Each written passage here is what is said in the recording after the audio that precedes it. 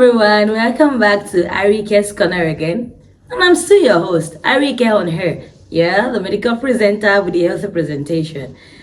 This is the podcast where health, society, and sustainable development meet vibrant conversations.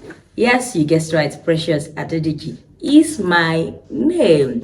So before we dive in, a big thank you to our proud sponsor, Positive Chance for Nigerians, of course, to Ewo Studios, for supporting this platform and aligning with the global sustainable development goals. Last week, we talked about education in Nigeria, beyond the classroom, reimaging education in Nigeria. If you've not seen that video, you need to go check. You're missing out on a lot. I go live for you. You know I love you, right? Yeah. So, honestly, the feedback has been amazing. Yes, the feedback from last week, it was amazing. So please, if you miss it, do check out. Today's episode is fire. Yes, today's episode is fire because today we are going to be talking about how politics and economies affect all of us. Yes, how it affects you, how it affects me, and why Nigerians should care. Like every Nigerian should care. So the title says it all. Today's topic, power, policy, and the people. You put comma. Power, policy, and the people, how politics and economies shape Nigerians' future. Yeah, that's it. Now, what's on today? I said it already. So sit back. Maybe you should grab a cup of popcorn, rather, or something to sip while you enjoy this. All right, let's start from... But then before we start from anywhere, let me introduce my guest. I have a special guest. It's mine now. Let me introduce my guest. I have a special guest for today's conversation. He's going to help us unpack this whole thing. As he come like this, he carry torchlight come. We won't take on torchlight for the matter. Maybe I said, me is mine now. They follow my people fight. All right, his name is Osayi Wense. That's why they call him. So please, can you introduce yourself to my people and say hello to them? Hello, my name is Osayi Wense. I'm from the ancient city of Benin. Proud man. Obviously, I'm a Nigerian. I'm into business, fintech, and all of that. He's a crypto lord. No go kidnap him. We get money. Okay. All right, let's start from the top. Politics. When people hear politics, they think is the drama, the noise. They think of politics as a drama, the noise that. But then I think that politics is much more than that. What do you think? Okay. Politics is beyond politics. Okay. In the way that we see it. That we see it here. Yes. Politics is what has affected our line of thoughts, what we think about, even the things that we consume. We've consumed, our consumption has been tailored based on the politics of the Western world. True. You find out that the Western world decided they wanted to sell quote unquote sex toys.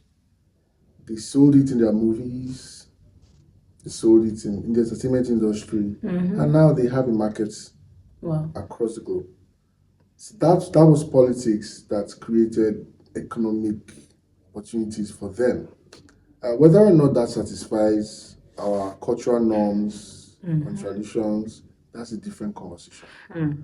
But policies goes beyond vote for me. Yes, policies. Yeah. You see, me, we on this platform we do our conversations and how it aligns with the sustainable development goals. This particular point of conversation is SDG 16. I think that politics is beyond politics, as you said. I think it's more about leadership, decisions, directions. When you think of a national budget, security, education, even fuel price, all of these political decisions that impact millions.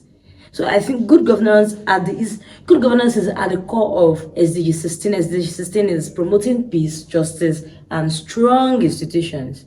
Now, I want to ask you some questions.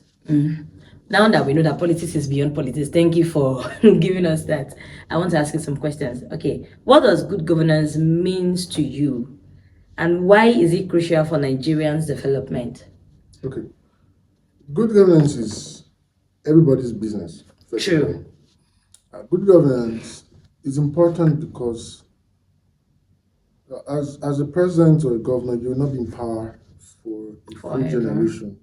Yeah. Okay, but the challenge we have in Africa, in Nigeria, and yes, in the black nation is the fact that we have leaders who have a lifelong ambition to become president only for the sole purpose of winning the second term.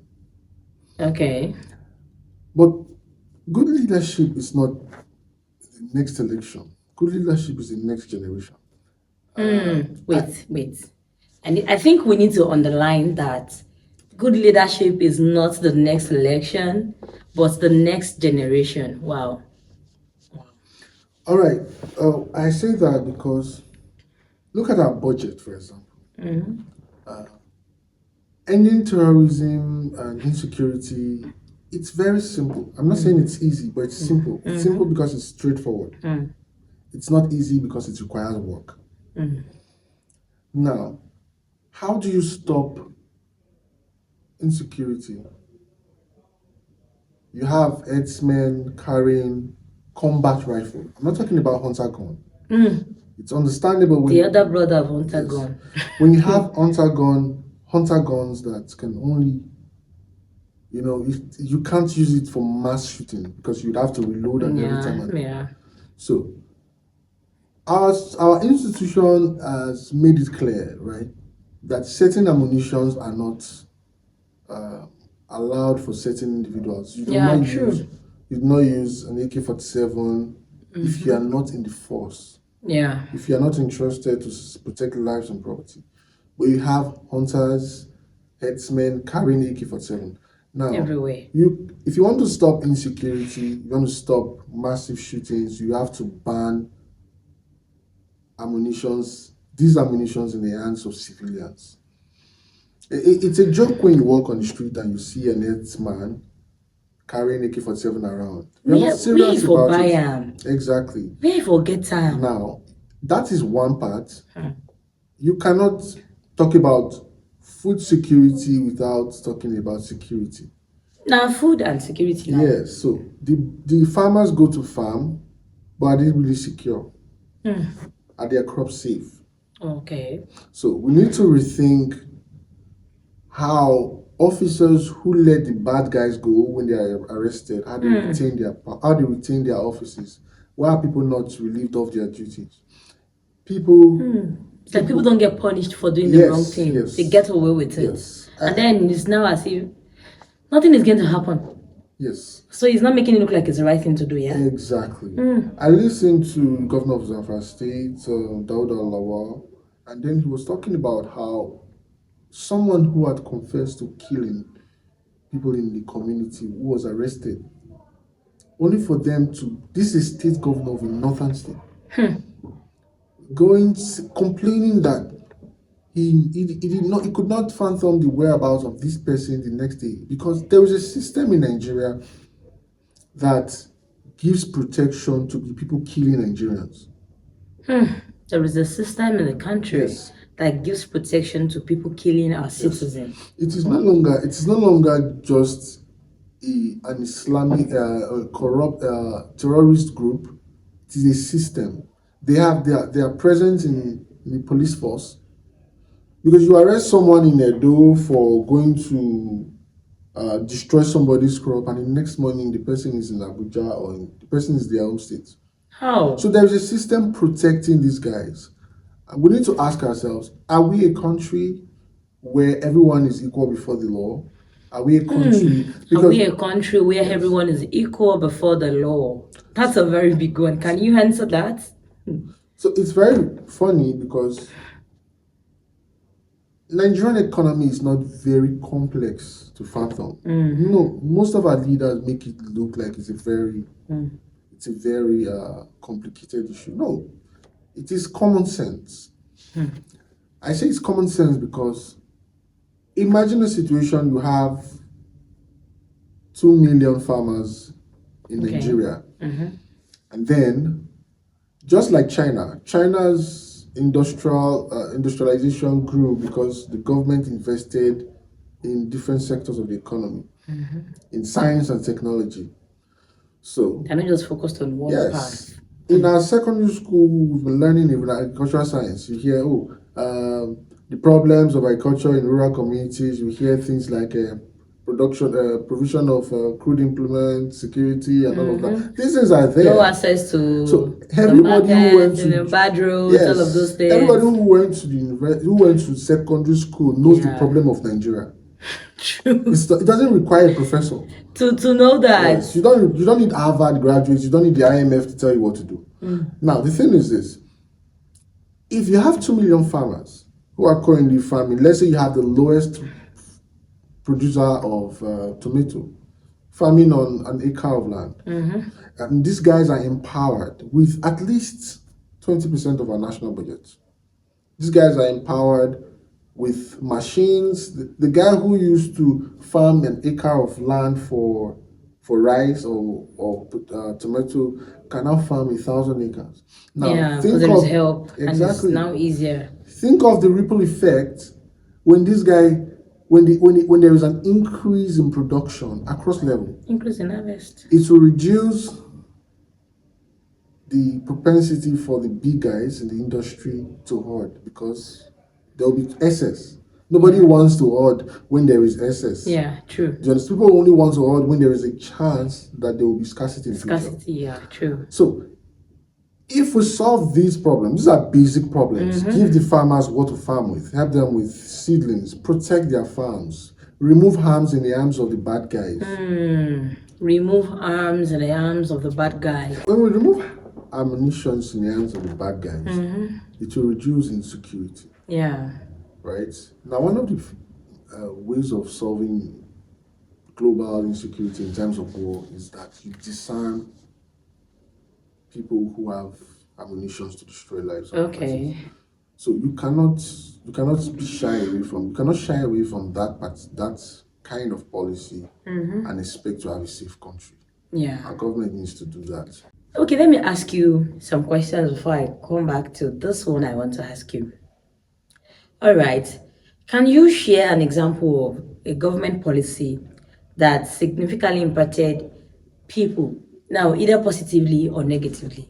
I'm sure some of our policies have done a good job. Everything can be bad. So can you share maybe one government policy that has impacted people significantly? I can think of UWIN. Okay. UWIN of, the Goodluck Johnson administration. Okay. For the purpose of clarity and I would say privatization. It's a good one. Yeah, privatization in the telecommunication sector. Oh wow. Yeah, I say privatization because majority of our privatization happened between 1999 to 2007 when President Olusegun Obasanjo governed this country. Now, the telecommunication sector was privatized amongst others. Now, a lot of people have argued that particular policy was bad. And most times, the people who attack privatization are usually politicians. Okay. Because citizens are not aware. Yes. They tell you, why are you selling national asset? But the question is it really a national asset? The government is spending millions of dollars on it, and it's not meeting it. Just a few people could afford landlines as at that time. Then, yeah, true. So here's the thing: when you privatize the sector, most of the time, it gives room for newcomers. Yeah. Now, privatization of any sector, like production of petroleum, will give room for the likes of Dangote, right? Now, the next thing that will come on board will be, you see the likes of Mr. Rabiu, the Boasmed guy.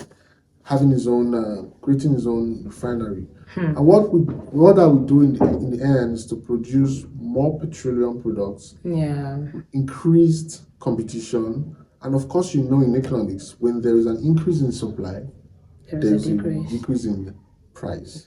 So that's where we need to be. So privatization is good for our economy. Wow. Anybody who talks against it, trust me, do not ever. Don't entertain search, right? They are wicked people. Wow, okay. You can't love your country only when people can benefit from something. You can't love your country only when you can manipulate people.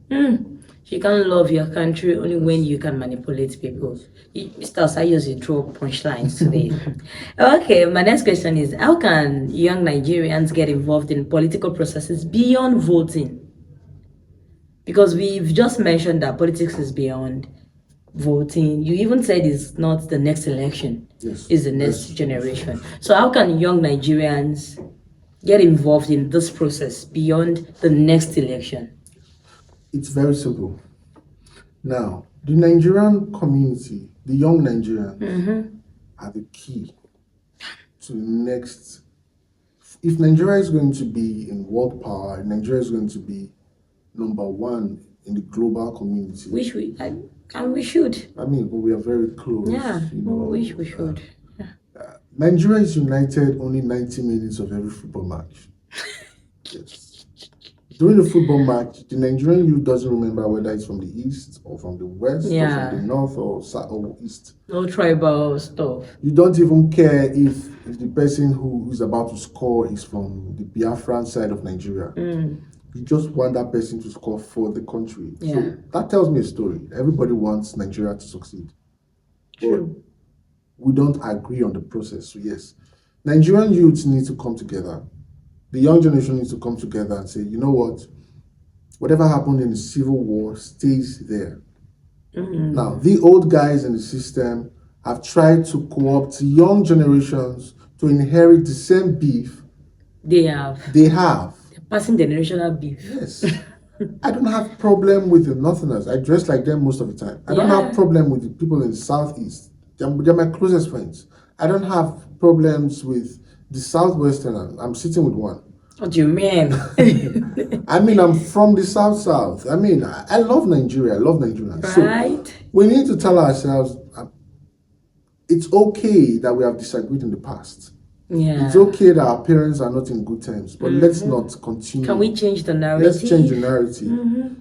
Our parents, our fathers, those who tell us, don't vote for the guy from the north because it is the turn of the south. How? That is very unconstitutional. Yeah. It's a power rotation. Let's do zoning. The people who tell you about zoning, because these are the things they are passing on to the young generation. The people who tell you about zoning are only securing their interest. Because I do not see how a southern president makes me better. We need to negotiate as a youth to say, before we support this person, like you speak as a voice, before we support this person, we want electoral reforms. Before we support you, sir, or in developed nations, leaders negotiate for their country. But in Nigeria and the rest of Africa, leaders negotiate for their pockets. Yeah. That's the difference. It's not like other communities, other countries are not willing to work with Africa, but we don't have leaders who are willing to put their country. And we are blessed. Oh, Jesus. We are so blessed. So the young people need to come together first. We can't talk about having a formidable political force without having unity. That's our biggest political capital. I've been at the language. I mean, because we get plenty language. It's not the language. I mean, we need to understand that God likes that we are different people. The United States of America, they are not, it's a heterogeneous community. You have the red Indians, you have the Hispanic Americans, you have the Black Americans. Yeah, the Latinos. It is good that we have different backgrounds. That's beautiful. Beauty in diversity, yeah? So, but we can have unity in diversity too. I'm saying to the young Nigerians like myself. Are you listening? Let us agree to disagree. And tell ourselves what's important to you in the north Do you want safety in your farms? You want safety of your cattle? You want safety of your goods and services in the market? You want to protect the lives of your family? Let us agree and come up with a manifesto. Some of the time, most of the times, we are the one leading our leaders, actually, but we don't know it. They give you 1,000, you tell them it's okay. And then they have gone, you have led them by thinking 1,000 is enough. It's really okay. So we need to stop demanding. It's not enough. Yes. We need to stop demanding for financial gains. Wow. And demand for political government policies that will foster a better economic reality for us. Okay, so now that we started talking about economy, let's quickly talk about the economics behind our daily realities. Do you understand? Yes. So, now to the economic part of this conversation, how many of us, we all feel the impact of the economy. Yes. So, I think the rate of the impact we feel differs, but one way or the other, we all feel the impact of this economy, right? Like the current inflation, the inflation rate, subsidy, youth unemployment, all of those things, they have a way of impacting people one way or the other. Now, how do economic policies, how do they shape the realities of an ordinary Nigerian? Do you know what I mean by the word ordinary Nigerian, quote and unquote? Economic realities shape the realities of ordinary Nigerian in the area of government spending, government investment. Sometimes you realize that when you are flying a road, the driver increases his fare. Say that road is bad, we have to go and take another. So they will increase your fare. Yeah, that's a direct impact on the ordinary Nigerian. True. Okay, so most of our roads do not need to be our problem. The thing is, if you look at coming from the north to the south, a lot of our roads are bad. And this we are road for nobody. So this impacts the end user. Yeah, true. So everything falls back on who is buying. In fact, apart from maybe sometimes you have to pay higher, even car owners, because bad roads affect the car. Yes. They have to spend more fixing the car. Yes. So a lot of wear and tear that would take the foreign guys, the Americans and the Europeans and all, it will take them 5 years to do the kind of repairs that you do every 6 weeks. Ariyike market. So let's tell ourselves what really matters. Okay. Now I have said that privatization is the way to go because privatization gives room for competition. Yeah. Right. Dangote needs competitors. The federal government, who's currently doing whatever they're doing with the refineries, they need competition. They need a very strong competition. We need people to compete in the agricultural sector. We need to encourage and invest heavily in agriculture. When I say invest, I'm not talking about giving out cash loans. That's just another scam. Get machines for this farmer. That's just another scam. Get machines because usually you cannot probe cash grants. How do you track it? Yeah. But you can track the machines you have bought. Yes. You can record all of this. You can record all of these things. So this recording, when you invest in the right things will become an investment for everybody. Invest in agriculture. I'm not talking of cash grants. Our farmers need to know that their government has their back. Provide them machines, provide them security, because these are the people feeding us. Security. Right? Taking this issue of insecurity is a very simple one. Disarm these guys. These guys the police know what to do. Take out the corrupt police because they have the organizations in the police force who facilitates the release of these criminals. Where did they see the guns? Exactly. Someone releases them. Someone signs off on their release. Okay. Now these persons are not held accountable. When these policies are made, we need to see officers losing their job because they let bad guys go. Now, when you do that, the international community will see the propensity to invest in our economy. They will not say we don't know what we do. Exactly. All right. It's that simple. All right. So quickly, I have another question for you. So what roles do the informal sector play in Nigerian economy, and what is the biggest economic challenge facing Nigeria right now? When you say the informal sector, I want you to break it down. Yes, break it down. Okay. We know that we have the formal sector. Now maybe the informal sector now, maybe we can categorize it as maybe the markets, women. Do you understand? Yes. I don't want to think that's the formal sector. In what way do they affect it? Yes, they are the most important. In actually. What role do they play yes. in Nigerian's economy? Yes, do you understand? That's a very major role. Yeah. Now, the 50%, more than 50% of our economy is driven by small and medium scale enterprises. It's not even the likes of Dangote. Wow. Yes. Do your research, you'll find out. Even in the big countries, the recharge card guy, because you have a lot of them, so the volume is where the magic is. When you have strength in numbers. Yes. Like for instance, you see that why I said the small guys, just empower the smaller guys, they become bigger and the country will have excess.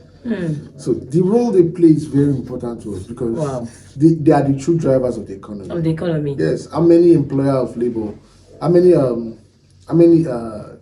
laborers, how many employees can Dangote take in compared to the POS guy who's making how much a day, the tomato seller, the fish seller, the butchers? You can't employ that number.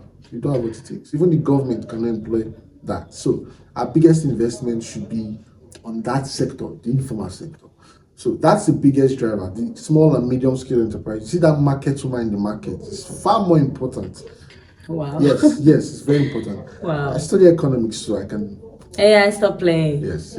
I just have. Okay, so what's the biggest challenge currently facing the Nigerian economy now? What do you think is the biggest challenge? The biggest challenge is scarcity. Okay. Yes, scarcity. What we have, scarcity is a global problem. We have scarcity in petroleum. The fact that you can get in a filling station does not mean it's not scarce. Okay. It is expensive because it is scarce. If crude oil was available we have scarcity of refineries because we just have a few guys. Like one and a half. If enough crude oil was available to our indigenous refineries, a lot of crude will be available, a lot of refined products will be available to us. That will bring down the cost. Yeah. Because they'll compete in themselves. There was a time 1 minute call was 1,000. 500 naira. 1 minute call would wipe out 500 naira from your phone. Pew. But when the likes of Glow and MTN came on board, it reduced. Wait, you even get the same. I remember when my SIM mom card was 25,000. 25,000. No, when my mom got her first SIM, it was 39,000 naira. Exactly. And this was over 2 decades ago. I mean, she could get them. And now she could get them. You know, get them. When they brought the SIM packet, get one glass cover like this. No, be small package. Exactly. It was 39,000 naira there. It used to the SIM used to come in like CD plates. Yes, that glass cover. You now open it. Plates, you see plenty manuals, this and that. Everything just a yellow up and down. Exactly. But now, the SIM card inside my phone is even free. I collected from. Exactly. So this is what happens when you throw it open, and then you allow give everybody a level playing field. Now, the monopolists want to be the only person producing. And that's not good for us. So they sponsor your governors because you don't sponsor your governor. We need to start funding elections. We need to start sponsoring candidates. With which money? No, wait, I'll tell you why it's important. The reason it's important is... You see... Everybody does the bidding of the highest bidder is who has his way. Yeah, I think this is going to be a proper conversation for another day. Yes. Our electoral process. Let's not even start now because we are not going to finish it. Yeah, that's true. But we know that we cannot fund the current systems that we have in our electoral processes now. They are not in Nigeria. If you fund them, yes, that's true. Do you agree with me? Hey, we know what is going on, right? So even though sometimes we might not want to call it the name it is, but we know. right? Yes. Last election, the last gubernatorial election of the state, I was in the To the glory of God. situation room. To the So glory. I was monitoring. That election. I was monitoring from the situation room. All right, so this topic is power, policy, people. No, we've spoken about politics, we've spoken about economics and how it affects us. Now, I want us to talk about the people and their power. I think the average Nigerian, people I say they don't even know the power where they get. Do you understand? So I want us to talk about the people and the power they hold. Okay. Let's flip the script now. I want to ask, do the people really have power? Yes. Is there power in the hands of the citizens? People are powerful. Are you sure? Now, let me go back to NSAS. Okay. NSAS I would say NSAS was not successful. That's my assessment. Okay. Right? Because NSAS did not unite the Nigerian youth. The guys in the north were not speaking the same language with the guys in the south. We protest along ethnic and religious lines. We need to protest along national lines. We need to protest as a country. Let's say beyond culture, beyond religion. The moment the president, our leaders realize that these people are not united. The north is not crying the way the south is crying. It's just this. They just use it to their advantage. They carry the military and do what they did in Lekki. I'm not saying it's allegedly. Oh, allegedly. Okay, so we need to first be united. That's our power. That's what they're scared of. That's why they tell you zoning. This one is contesting. There's contested. Why will somebody rule 8 years and from this person? No. So they are trying to. Yes, because when they talk about that, they know that our ethnicity matters to us. So they use ethnic argument to buy your sentiment. They're all criminals. I'm sorry. So we need to be united. No, I'm not alleging. We need to be united in direction. We want excellence. It doesn't matter. Every Nigerian is a Nigerian. Okay, we want excellence. Now, how can citizens hold leaders accountable without waiting for election? Protest. We know it's not safe. It's no longer safe. No, it's not safe because there is no unity. If there's unity, the military that you're sending there will think about their life. Do you know how dangerous a united community is? Actually. All the coups that have happened because people were protesting against the government and the military took advantage of it. So unity is very important. So you cannot talk about a country without talking about its unity. Okay. We will never get there until we are united. So even if we want to talk about practical steps youth can take to influence governance and policy, is unity. Yes, we first have to be united. So before we now the same language. The next thing. If someone like Nuri Badu, let's say he's running in 2031, I'm not projecting. Okay. He sees that his kinsmen in the north, his young northerners are saying, we want safer elections. We want clear-cut agricultural reforms. Okay. He's hearing the same thing from the southerners, the guys in the southeast. He's hearing the same thing from the guys in the southwest and the south, the middle belt. Everybody's saying the same language. He's not going to go there and think of how to please the person that gave him the highest in donations during this campaign. Wow. Is going to try and secure the sentiment of the people. Now, our sentiment have been divided by the same people. The people who are telling us not to come together, who are telling us zone here, zone that. This person does not have the right. How can you say somebody should not run because his brother ran before? He's a Nigerian. Yeah. That is disenfranchising to start with. No, so let's be united. Okay. In our unity, there comes our strength. There's no way. The international community govern, they rule over us because they succeed in dividing us. Yeah. Our leaders do a further job by dividing us even more. Wow, so there is strength in our unity. Wow, and that's the target. The targets are unity, and when they have that, we are finished. So I think the take home from today's conversation is that there is strength in our unity. And politics is not about the next election, it's about the next generation. Yes. So as a youth, even if you are not a youth, this is to everybody. Let's be united. Let's come together as one. there is strength in our unity, not just strength in our numbers. There is strength in our unity because God has blessed Nigeria. The country is blessed. Let us be equally blessed with unity. It has been an amazing conversation with you. Thank you so much for entering our corner, Mr. Osayimese. All right, it's Osayimese. All right, thank you very much. Osayimese. Yeah, she just read my name. Jesus. Osayimese. All right, thank you so much for entering our corner. Thank you for being here. It has been amazing having this conversation, this eye-opening conversation with you. Politics and economies are not far off concept.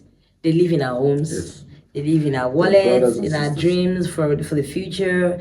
All right, thank you so much. And once again, I'm sending a very big shout out to the sponsor of this show, Positive Chance for Nigeria and to Iwo Studio. Thank you so much for supporting Ariyike's Corner, for supporting this vision. All right, so catch us by Friday, same time, same station, 6 p.m. every Friday on Ariyike's Corner.